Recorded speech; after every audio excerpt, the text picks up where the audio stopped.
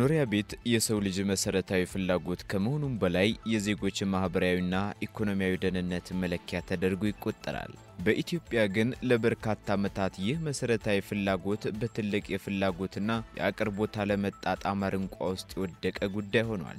በተለይም ከተሞች በፍጥነት በማደግ ላይ ባሉበት ሁኔታ የቤት እጦት ችግር ከጊዜ ወደ ጊዜ እየሰፋ በመሄድ ለብዙሃኑ ዜጎች መሰረታዊ የኑሮ ቅሬታ ምንጭም እየሆነ መጥቷል። ይህ ችግር ታዲያ በቀጥታም ሆነ በተዘዋዋሪ በዜጎች ምርታማነት ላይ በከተሞች እድገት ፍጥነትና በማህበራዊ መረጋጋት ላይ ከፍተኛ ጫና እያሳደረ ይገኛል። በተጨማሪም የኢትዮጵያ የቤት ዘርፍ ተግዳሮት ከቀላል አቅርቦት እጥረት አልፎ የረቀቀና ውስብስብ መዋቅራዊ ችግሮችን ያካተተ መሆኑን የዘርፉ ባለሙያዎች ሲናገሩ ይደመጣል።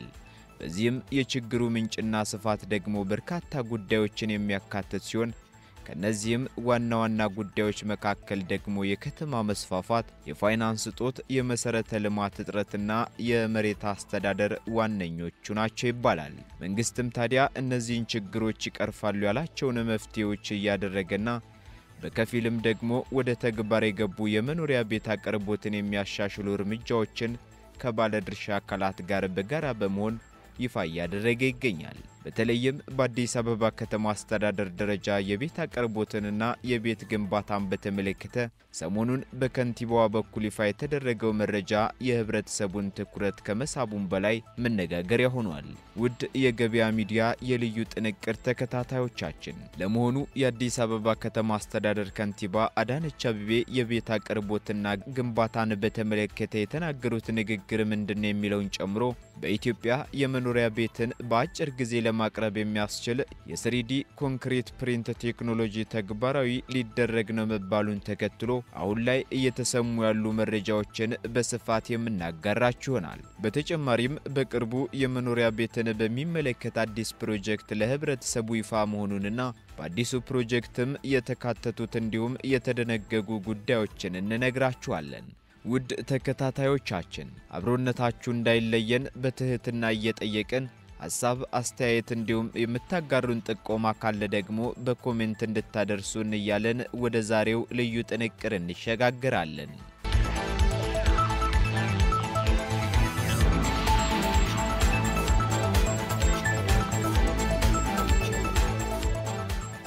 በኢትዮጵያ የቤት አቅርቦትና ፍላጎት አለመጣጣም በተደጋጋሚ የሚነሳ ጉዳይ ሆኗል። የችግሩ ምንጭ የተባሉት ደግሞ የከተማ መስፋፋት፣ የፋይናንስ ገደቦች፣ የመሬት አስተዳደርና የቢሮክራሲ ውስብስብነት እንዲሁም የህዝብ መጨመር መሆናቸው ይነገራል። በመሆኑም በኢትዮጵያ ፈጣን የከተሞች መስፋፋት እየተበራከተ ሲሆን የከተማ ነዋሪዎች ቁጥር በእንደ አውሮፓውያን አቆጣጠር በ2019 በወጡ መረጃዎች መሰረት ወደ 21 በመቶ መድረሱ ይነገራል። ይህ አሃዝ ታዲያ እንደ አውሮፓውያን አቆጣጠር በ2037 ደግሞ ወደ 38% ያሻቅባል ተብሎ የሚጠበቅ ሲሆን የከተማ ነዋሪ ቁጥር እያደገ መምጣት ደግሞ የቤት ፍላጎትን ከፍተኛ እንደሚያደርገው ይታመናል። በዚህ መሰረት ታዲያ የሀገራችንን የቤት ፍላጎት ለማሟላት በየዓመቱ ወደ 320 ሺህ የሚጠጉ ቤቶች ለነዋሪው መቅረብ የሚጠበቅባቸውና በአሁኑ ጊዜ ግን በየዓመቱ በግልና በመንግስት የተገነቡ ለቤት ፈላጊው በመቅረብ ላይ የሚገኙት ከ165 ሺህ እንደማይበልጡ ጥናቶች ያመለክታሉ። ይህን ተከትሎ የዘርፉ ባለሙያዎች ደግሞ መንግስት የፖሊሲ፣ የፋይናንስ፣ የመሬት አስተዳደርና የቴክኖሎጂ ማሻሻያዎችን ያካተቱ እርምጃዎችን መውሰድ እንዳለበት ሲናገሩ ይደመጣሉ። በተጨማሪም የብሔራዊ የመኖሪያ ቤት ፖሊሲ መዘርጋት፣ የረጅም ጊዜ ቤት ብድር ስርዓት መመስረት፣ የግንባታ ወጪን የሚቀንሱ ቴክኖሎጂዎችን መጠቀምና የግል ዘርፍን በስፋት ማሳተፍ ዘላቂ መፍትሄ መሆኑንም እንዲሁ ያመለክታሉ። ታዲያ መንግስትም ሰሞኑን የቤት ልማት ዘርፉን የሚያሳድጉ ዘመናዊ የግንባታ ማሽኖችንና የግብአት ማቅረቢያ ተሽከርካሪዎችን ወደ ስራ ማስገባቱን አስታውቋል። በተጨማሪም የ3D ኮንክሪት ፕሪንት ቴክኖሎጂ አቅራቢ ሆነው በኦሚት ኦስትሪያ ከፌደራል ቤቶች ኮርፖሬሽን ጋር በኢትዮጵያ ቴክኖሎጂውን ተግባራዊ ለማድረግ የቴክኖሎጂ አቅርቦት ስምምነት ተፈራርመዋል። ስምምነቱንም የፌዴራል ቤቶች ኮርፖሬሽን ዋና ስራ አስፈጻሚ አቶ ረሻድ ከማልና የባውሚት ኦስትሪያ ዋና ስራ አስፈጻሚ ኤድዋርድ አርትነር የፈረሙ ሲሆን ባውሚት ኦስትሪያ ደግሞ ቴክኖሎጂውን፣ ተከላውን፣ የእውቀት ሽግግርንና ስልጠናውን ለኮርፖሬሽኑ ያቀርባል ተብሏል። በዚህ ወቅትም ሚስተር ኤድዋርድ ሲናገሩ ኢትዮጵያ በአፍሪካ ተምሳሌት በመሆኗ በቤት ልማት ዘርፉ ላይ ጠንካራ ተሳትፎ እንደሚያደርጉ ገልጸው የስሪዲ ቴክኖሎጂው ቤትን በተመጣጣኝ ዋጋ በጥራትና በአጭር ጊዜ በማቅረብ የኢትዮጵያን የቤት አቅርቦት እንደሚቀይረው እምነት እንዳላቸው ተናግረዋል።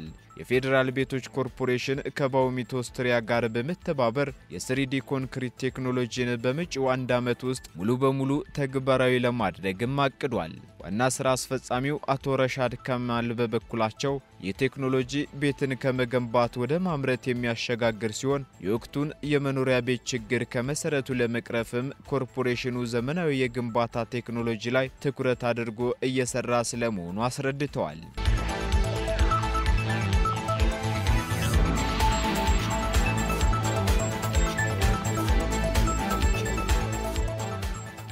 ስምምነቱ የኮርፖሬሽኑንና የሀገራዊ የቤት ልማት እቅድን ተግባራዊ ለማድረግ ደግሞ ትልቅ ሚና እንደሚኖረው ታምኖበታልም የተባለ ሲሆን ባውሚት ኦስትሪያ ለመጀመሪያ ጊዜ በስሪዲ ኮንክሪት ፕሪንት ቴክኖሎጂ ለሚገነቡት ቤቶች የገንዘብና የቴክኖሎጂ ድጋፍ እንደሚያደርግም ተገልጿል።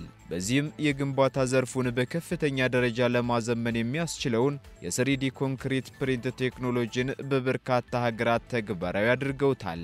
አሜሪካና ቻይና ቴክኖሎጂውን በመጠቀም በዓለማችን ቀዳሚውን ስፍራ የያዙ ሀገራት መካከል ሲሆኑ ጀርመን፣ እንግሊዝ፣ ፈረንሳይና ካናዳ ደግሞ የስሪዲ ቴክኖሎጂን በግንባታው ዘርፍ በከፍተኛ ሁኔታ እየተጠቀሙበት የሚገኙ ሀገራት ናቸው።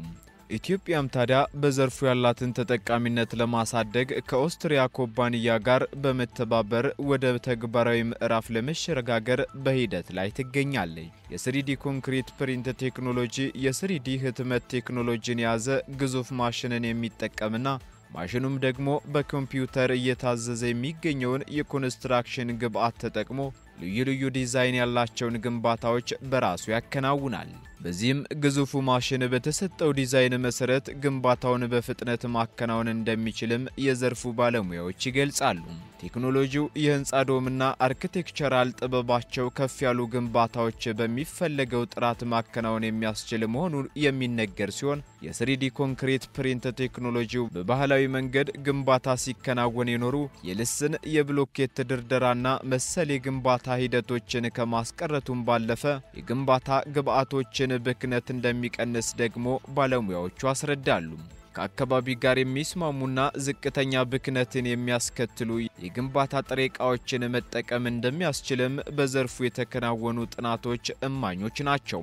እንዲሁም ስሪዲ ኮንክሪት ፕሪንት ቴክኖሎጂ በርካታ የሰው ኃይል አለመፈለጉ ደግሞ ቀጣይነት ያለው ያልተቋረጠ የግንባታ ስራዎችን ለማከናወን እንደሚረዳም ተገልጿል። በሌላ በኩል የቤት ልማት ዘርፉን ያሳድጋሉ የተባለላቸው ዘመናዊ የግንባታ ማሽኖችና የግንባታ ማቅረቢያ ተሽከርካሪዎች ወደ ስራ መግባታቸውን የፌዴራል ቤቶች ኮርፖሬሽን አስታውቋል። በወቅቱ የፌዴራል ቤቶች ኮርፖሬሽን ዋና ስራ አስፈጻሚ አቶ ረሻድ ከማል መግለጫ የሰጡ ሲሆን ኮርፖሬሽኑ በተያዘው በጀት ዓመት ለሚጀምራቸው ግዙፍ የቤት ልማት መርሃ ግብሮች የቅድመ ዝግጅት ስራዎች መጠናቀቃቸውን ገልጸዋል። በዚህም የግንባታ ማሽኖች ወደ ስራ መግባት ኮርፖሬሽኑ በቀጣይ ስለሚያከናውናቸው ግዙፍ የቤት ልማት መርሃ ግብሮች ትልቅ አቅም ይሆናልም ነው የተባለው።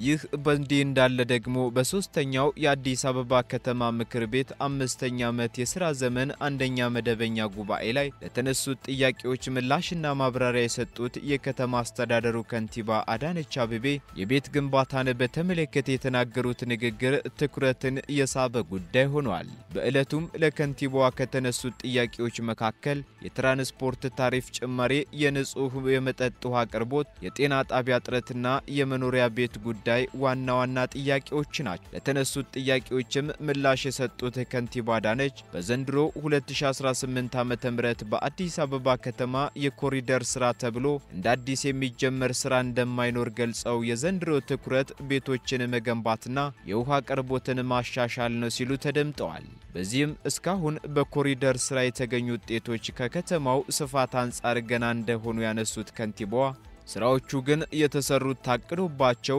የበጀት ዝግጅት ተደርጎ ቤቶች ተዘጋጅተው የበጀት ቅደም ተከተል ተስተካክሎ መሆኑንና ስራው ሰፊ ዝግጅት የሚፈልግ እንደሆነም አመላክተዋል። በመሆኑም በዘንድሮ ዓመት በከተማው የኮሪደር ስራ ተብሎ እንደ አዲስ የሚጀመር ነገር እንደማይኖርና ዘንድሮ ዋናውና ትልቁ ትኩረት የመኖሪያ ቤት ግንባታ ይሆናል ብለው በምክር ቤት ደረጃ ማጽደቃቸውን አስረድተዋል። በሌላ በኩል ከ1.5 ሚሊዮን በላይ ቤቶች እንደሚገነቡ ደግሞ ጠቅላይ ሚኒስትር ዶክተር አብይ አህመድ መናገራቸው አይዘነጋም። ጠቅላይ ሚኒስትሩ ይህን ያሉት ደግሞ ጳጉሜ 4 ቀን 2017 ዓ.ም ታላቁ የኢትዮጵያ ህዳሴ ግድብን ሲያስመርቁ ንግግር ባደረጉበት ወቅት ነበር። ጠቅላይ ሚኒስትሩ በንግግራቸው ታዲያ በአጠቃላይ ከ30 ቢሊዮን ዶላር በላይ ሀብት የሚፈስባቸውን ሜጋ ፕሮጀክቶች እንደሚከናወኑ ገልጸዋል። በዚህም ኢትዮጵያ ከህዳሴ ግድብ የሚስተካከል ለሰላማዊ አገልግሎት የሚውል የኒውክሌር ማበልጸጊያ ግንባታ እንደሚጀመር ተናግረው ነበር።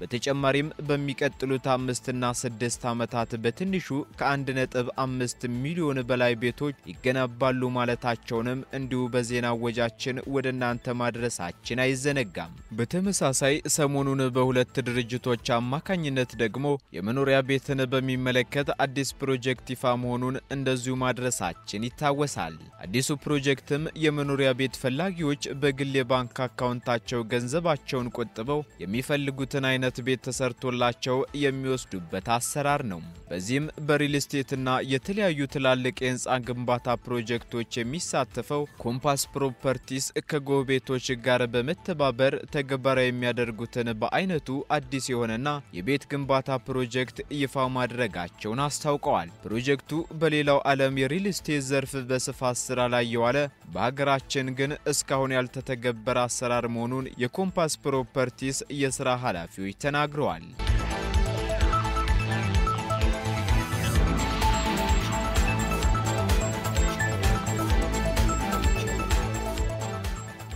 በተጨማሪም ይህ አዲስ ፕሮጀክት ታዲያ ቤት መግዛት የሚፈልግ ግለሰብ በቅድሚያ 500 ሺህ ብር ተቀማጭ በማስገባትና በሚፈልገው የቤት ካሬ መሰረት በየወሩ በራሱ ስም በጎቤቶች ባንክ ደብተር ከፍቶ መቆጠብ የሚጠበቅበት ሲሆን ለቆጠበው ደግሞ 15 በመቶ ወለድ ይታሰብለታል ተብሏል። በሌላ በኩል የመኖሪያ ቤት ፈላጊው በሚፈልገው የጊዜ ገደብ ቤቱ ተጠናቆ መረከብ የሚችል ሲሆን ካርታ ሲረከብ ብቻ ገንዘቡን ከራሱ የቁጠባ ሂሳብ ወደ ቤት ገንቢው እንደሚያስተላልፍም ተገልጿል።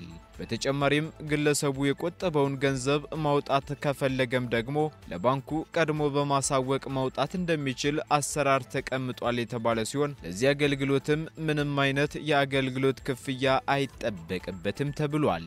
እንዲሁም የባንክ እገዛ የሚፈልግ ደንበኛም ደግሞ ቀሪ ክፍያውን ከባንክ ጋር በማያያዝ ቤቱን መረከብ እንደሚችልና የቤቱን ካርታ እስኪረከብ ድረስ ያስቀመጠው ገንዘብ ከፍተኛ ወለድ እንደሚኖረውም ተጠቁሟል።